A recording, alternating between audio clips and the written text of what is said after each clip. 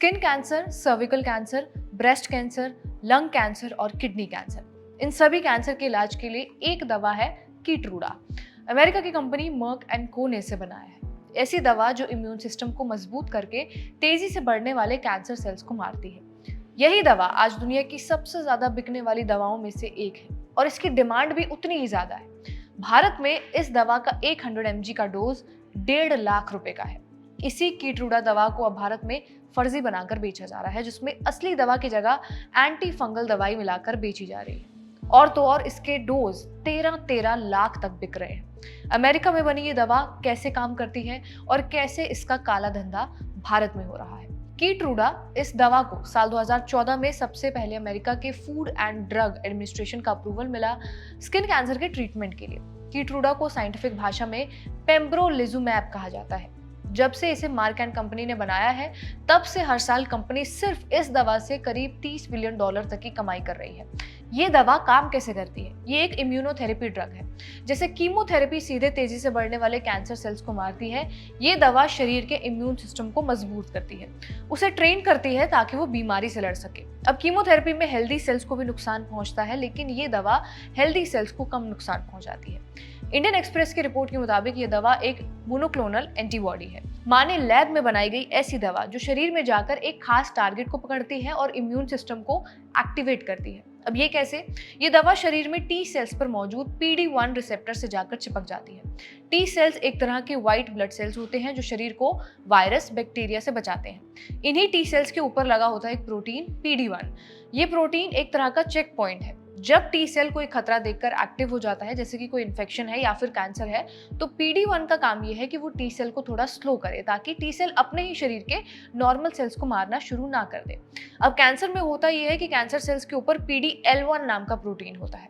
जब PD-1 और PD-L1 आपस में चिपक जाते हैं तो टी सेल वही कमजोर हो जाता है, उसकी खतरे को मारने की ताकत कम हो जाती है और ये प्रोटीन कैंसर के सेल्स ज्यादा से ज्यादा बनाते हैं और टी सेल्स को ज्यादा से ज्यादा अटैक करते हैं। लेकिन कीट्रूडा इस कनेक्शन को ब्लॉक कर देती है, इम्यून सिस्टम को फिर से ऑन कर देती है, जिसके बाद टी सेल्स कैंसर सेल्स को पहचानते हैं और उन पर अटैक करते हैं, जिससे ट्यूमर छोटा हो जाता है या फिर उसकी ग्रोथ भी कई हद तक कम हो जाती है।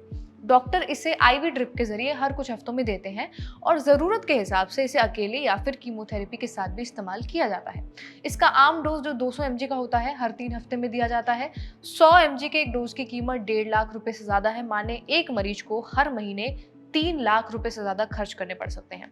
सिर्फ दवा के डोज के लिए इतनी महंगी दवा होने की वजह से भारत में इसे ज़्यादातर मरीज सीधे खरीद नहीं पाते, वो सहारा लेते हैं मर्क एंड को के पेशेंट एक्सेस प्रोग्राम का। इस प्लान में मरीज को 5 डोज खरीदने होते हैं, जिनकी कीमत करीब 10 लाख रुपए होती है। इसके बाद कंपनी उन्हें 30 डोज तक मुफ्त देती है, लेकिन इसके लिए कुछ शर्तें भी हैं, जैसे मरीज की सालाना इनकम या फिर इंश्योरेंस कवर 25 लाख रुपए से ज्यादा नहीं होना चाहिए।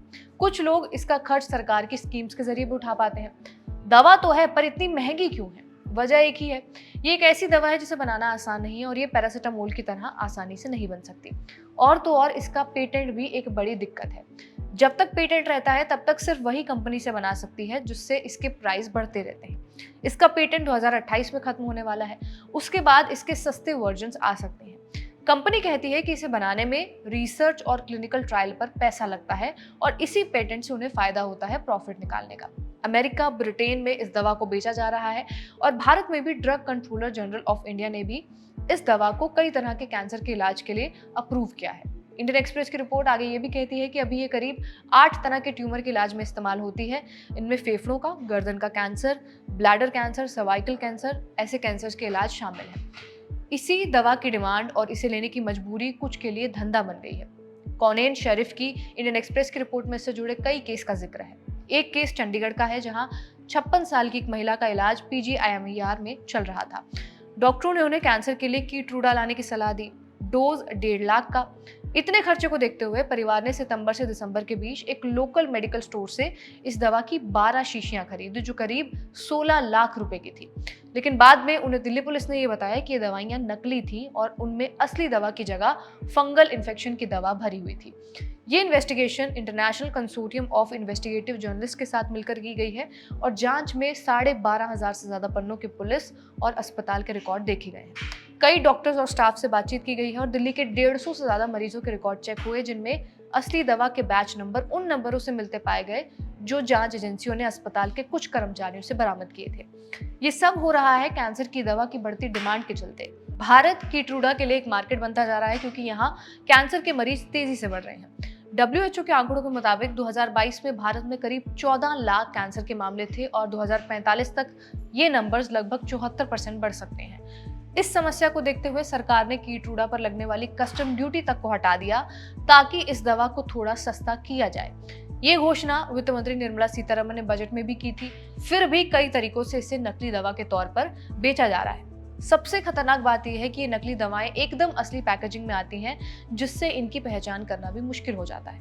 एक्सप्रेस की रिपोर्ट में इन मामलों में अस्पताल के अंदर के लोगों की मिली भगत भी सामने आई है। ऐसे में मरीज के लिए सबसे सुरक्षित तरीका यही है कि वो दवा सीधे अस्पताल की फार्मेसी से खरीदे या फिर कंपनी के ऑफिशियल प्रोग्राम के जरिए। पूरा मुद्दा यही है कि एक तरफ ये दवा लोगों की जान बचा सकती है और दूसरी तरफ इसकी कीमत इतनी ज्यादा है कि हेल्थ सिस्टम और मरीज दोनों पर भारी पड़ती है। और तो और नकली दवा का धंधा अलग हो रहा है। धंधे को अगर अलग कर दिया जाए तब भी इतनी महंगी दवा कैंसर के हर मरीज को उपलब्ध नहीं कराई जा सकती। ऐसे में क्या इतनी महंगी दवाओं के साथ भारत का हेल्थ सिस्टम लंबे समय तक जी पाएगा या नहीं, ये जानना जरूरी होगा। इस वीडियो में बस इतना ही। इस वीडियो को रिकॉर्ड किया हमारे साथी सर्वेश ने। बाकी तमाम खबरों के लिए आप देखते रहिए खबरगांव। शुक्रिया।